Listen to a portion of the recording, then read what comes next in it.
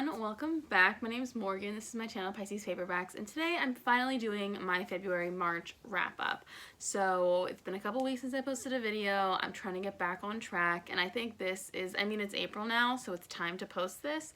And I definitely want to talk about all the stuff I read, because I read some good stuff. So let's just get right on into it. Also, I look like literally a horrible mess right now, but I basically don't ever get out of pajamas unless I'm going to work.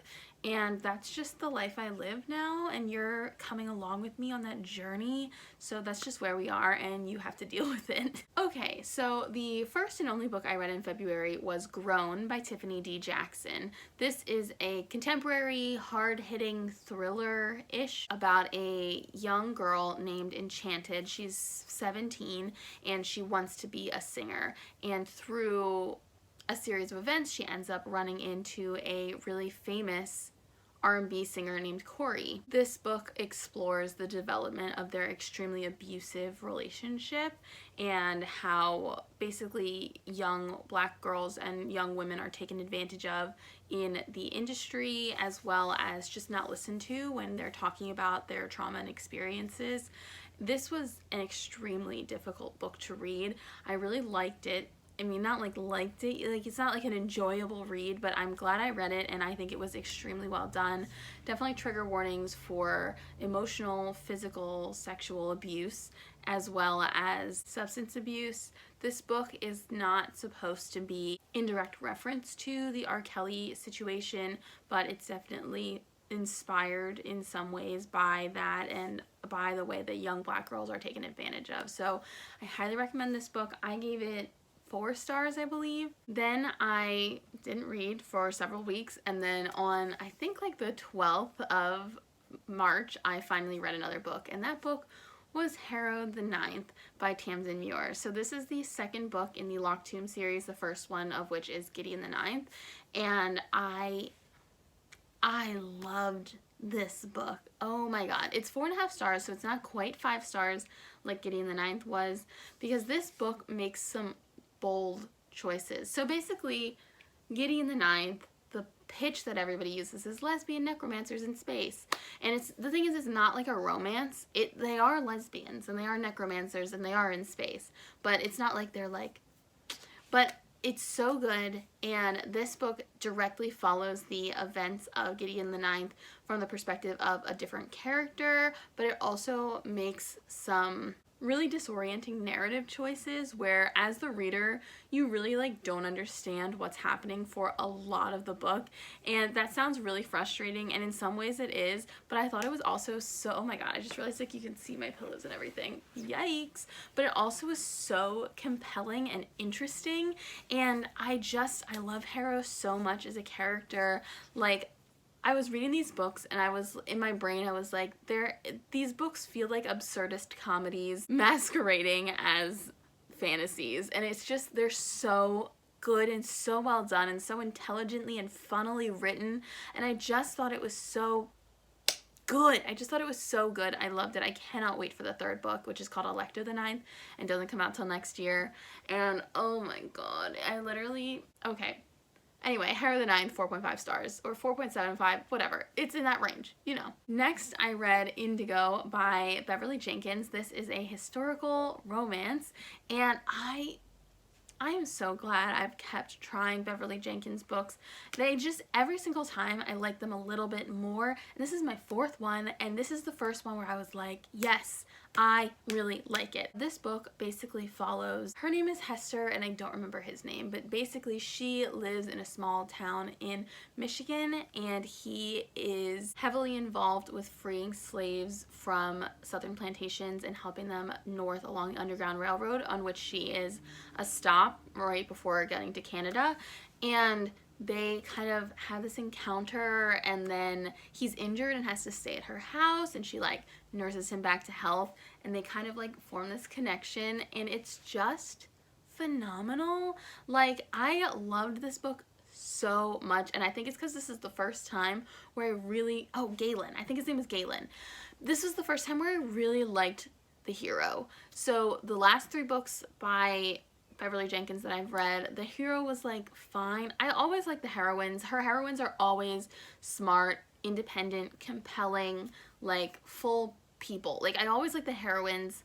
They don't matter as much to me, I guess, because they're always like fine, they're good. But this was the first time where I was like, the jokes are landing, he actually feels flirty, so I'm like getting the tension is landing with me. I think his personality is interesting. He has like a really interesting backstory where I like understand it, because sometimes I feel like her backstories are a little confusing for people, but like I thought it was so good. And I mean at this point, 4 books in, I'm gonna be confident in saying that the way she writes her sex scenes, I'm just never gonna love them.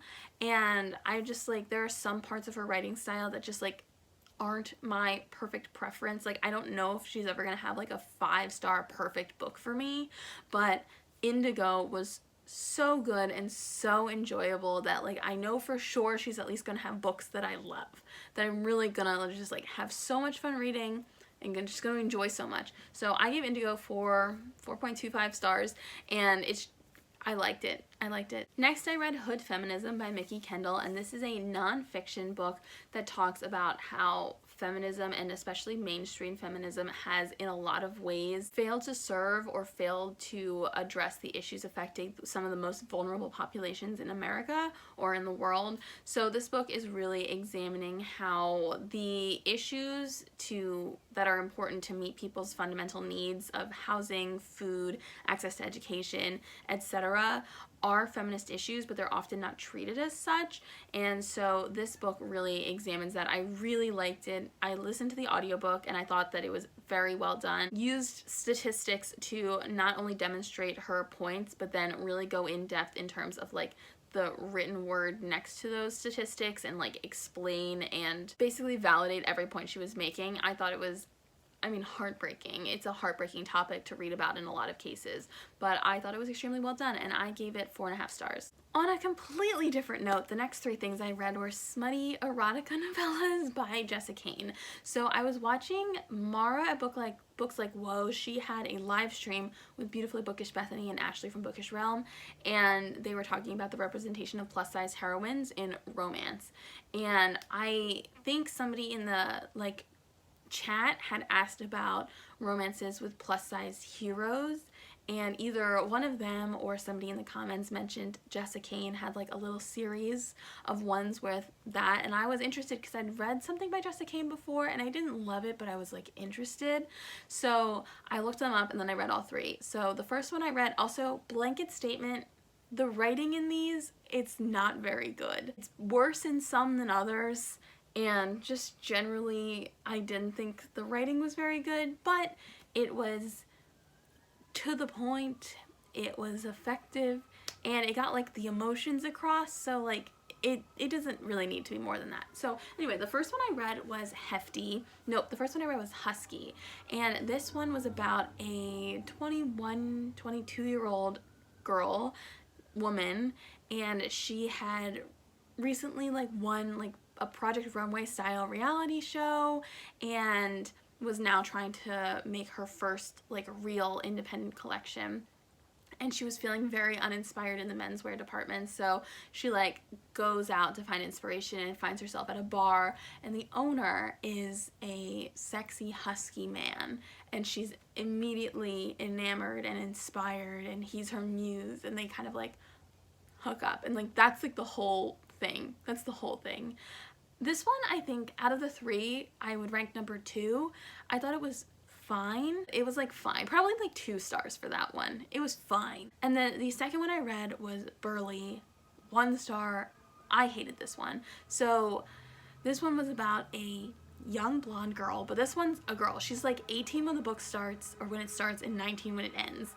And she has a crush on one of her dad's friends. That's the siren, he was like in like the Marines together. He's like younger than her dad, but like he's like 35 or 36, upper 30s, and he's like in love with his best friend's teenage daughter, and she like, it's very convoluted, becomes a pop star in like a year. They haven't seen each other in a year because they have like a sexual encounter at the very beginning of the book, and then a year later she's like a famous pop singer and she's being stalked, and she like calls him to protect her. This was the creepiest fucking thing I've ever fucking read. Like, so fucking creepy. He's obsessed with her. He, like, at one point mentions he's been pining from a distance, even including like going to her concerts and like jerking off under a trench coat at the concerts. It's literally so fucking creepy. He's like obsessed stalking her, and like she's like, I feel so protected when he's here. It's disgusting. I hated this one, but I persevered and I read Hefty, and it turns out I'd actually read this before, but I like had no memory of it.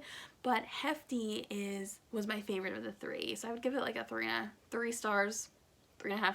Again, the writing, and she has trends where it's like very overprotective dudes, and all of her heroines that I've read from her, all 4, were young blonde women. So this one, Hefty, takes place and it's in high school, senior year of high school. And it's between, I don't know their names, like a cheerleader and a football player, but she's best friends with his twin and like has pined after him for years, but he thinks that like she's too popular and deserves better than someone like him. This one worked for me. I liked it, I have to say, but I'm also a sucker for like long time pining, like mutual pining, childhood best friends to lovers. Like it's a little bit too much of like the things that I love in romances, like trope wise, like in fan fiction, for me to not like it. So that's the one that I liked the best, and that's the one that I would recommend. But if you're uncomfortable reading, like they're both 18, they're seniors, they're like going to college soon, but if you're uncomfortable reading like erotica about high schoolers, then I'd pass on that one. Anyway, next I read The Wife Upstairs by Rachel Hawkins. This is a thriller that came out this year, and it's inspired by Jane Eyre, which is, as we know, my favorite book of all time. So this book follows Jane, and she is a dog walker in this really like nice like gated community, and she's like a mysterious past, and then she runs into Eddie Rochester, and his wife tragically passed away a couple of years ago, or like a year ago, and they kind of start this relationship, but things are not all that they seem, and she's kind of thinking of it like, I come from whatever background she comes from, and I've bagged this rich dude, like this is like the biggest con I've ever run, or something like that, and you know, things unravel from there. This book was underwhelming to me. I felt like it didn't really go there in terms of tension. Anytime there was a certain like event that would like ramp up the tension of the story, there would be like 3 scenes after it that completely dissolve the tension by like going in random other directions or like interrupting the flow of the story. It felt like the climax of the story doesn't even happen on page, like it happens off page. It was just very strange, and I just was unfortunately not super impressed. I liked how much it referenced Jane Eyre, and I thought that if you've read Jane Eyre and you know the story, you will maybe recognize, you will recognize like a lot of the character names or story beats from the original in The Wife Upstairs, but I definitely think that there's enough of a twist on the whole situation to make it still interesting if you're interested and you're like, oh, but I've already read Jane Eyre, I don't need to read this, because they're very different books, obviously. So I gave that book, what did I give it? 3 stars? Next I read The Paris Library by Janet Skeslien Charles, and this was an arc I got on NetGalley, and I didn't love it. It's pretty, at least to me, generic historical fiction. It follows a woman living in Paris. Like, she's French and she lives in Paris, and she gets a job at the American Library in Paris because she can speak English, and they need someone to like translate for French subscribers. Oh my gosh, my cat's at the door, hold on.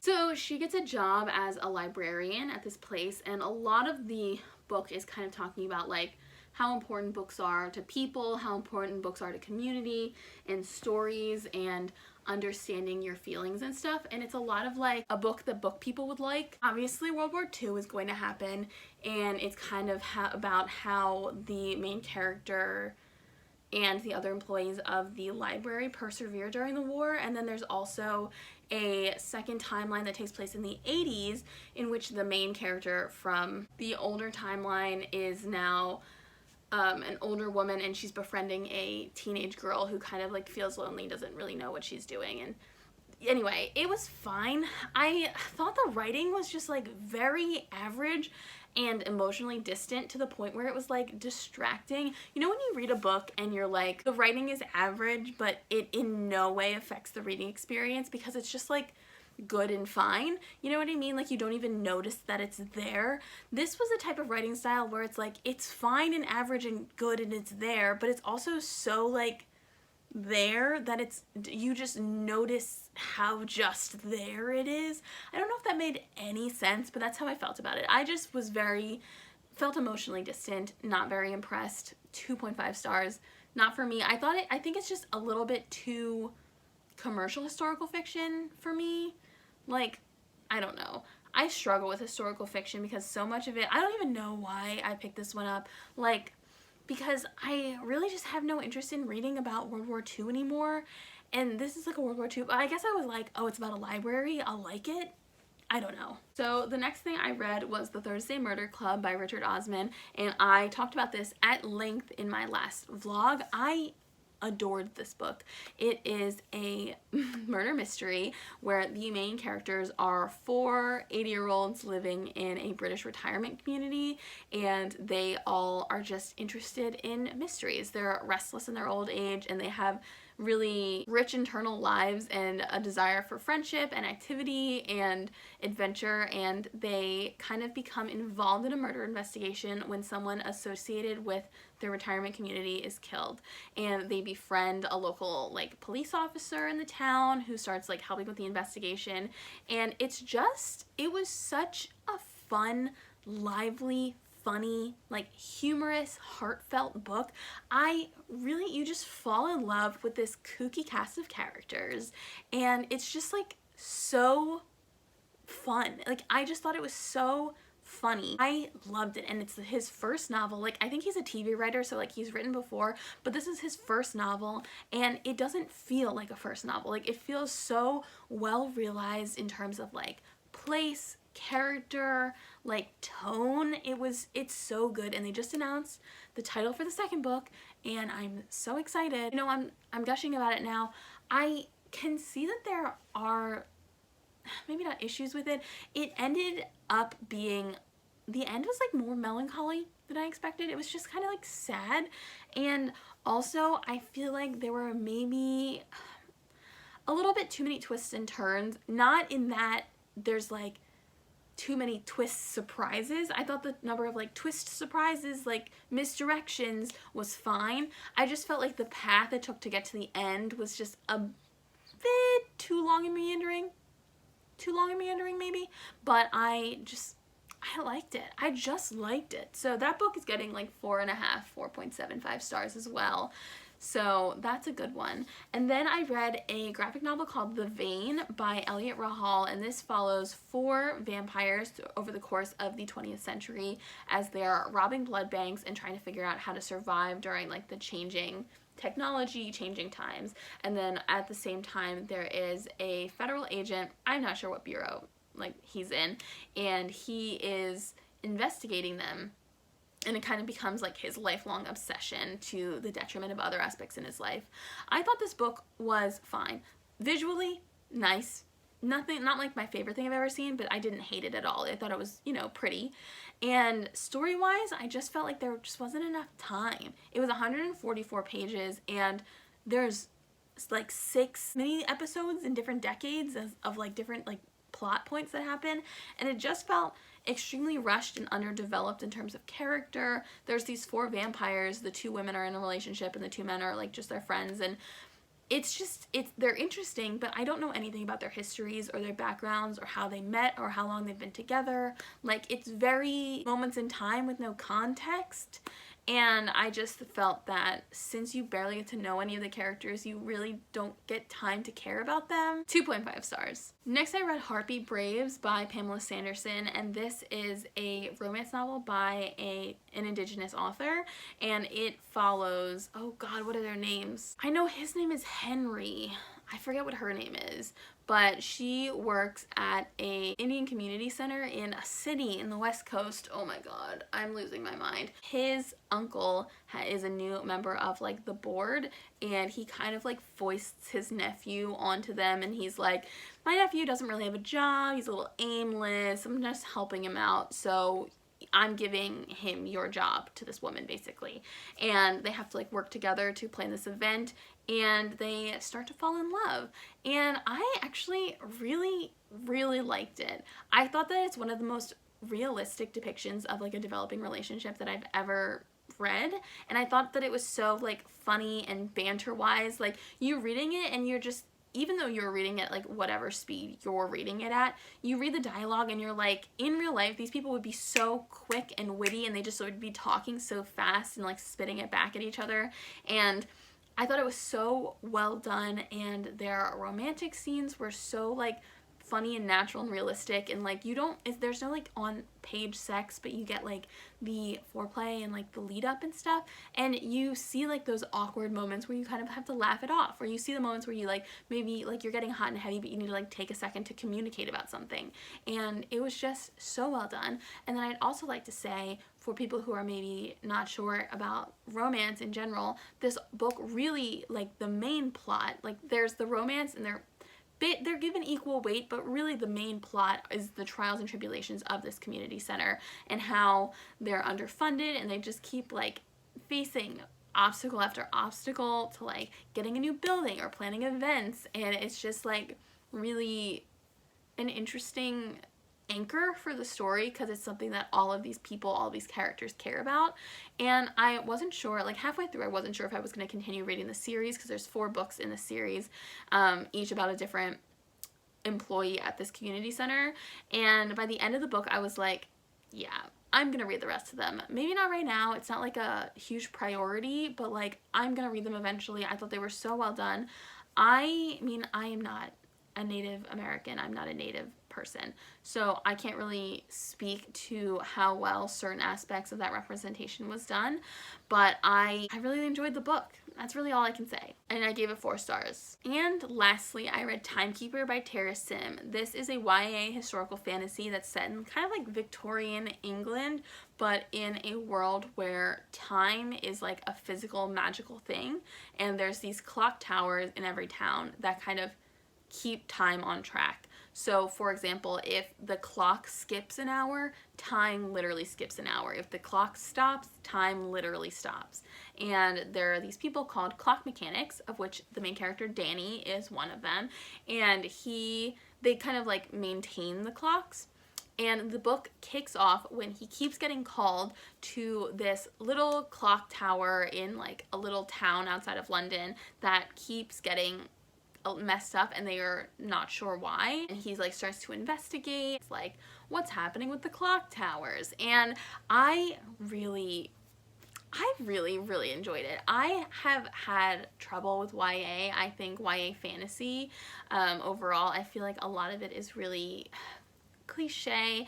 I feel like terrible saying that because it's not true. There's a lot of really interesting and inventive YA fantasy that's coming out that has been published, and there's so much that I haven't read. But when I read the ones that I do read, oftentimes I feel very underwhelmed, and I don't know why. This was a fantasy that I really enjoyed.